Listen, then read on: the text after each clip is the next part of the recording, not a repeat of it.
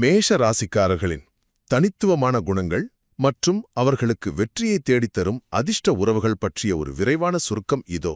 நீங்க மேஷ ராசியா? அப்போ கண்டிப்பா இதை கேளுங்க. ஏன்னா துரோகத்தை சுத்தமா வெறுத்து அன்பால எதையும் சாதிக்கிற நீங்க எந்தெந்த உறவுகளை சரியா கையாண்டா வாழ்க்கையில உச்சம் தொடலான்னு பல ஜோதிட ஆய்வுகள் மூலமா நாம இப்போ பார்க்க போறோம். முதலாவதாக, உங்களுக்கு செவ்வாயோட ஆதிக்கம் அதிகம். அதனால உங்க ரத்த சம்பந்தமான சகோதரர்களும் அண்ணன் தம்பி மாதிரி பழகுற உண்மையான நண்பர்களும் தான் உங்களுக்கு எப்பவுமே பெரிய பலம். இந்த உறவுகளுக்காக நீங்க எந்த எல்லைக்கும் போவீங்க இல்லையா?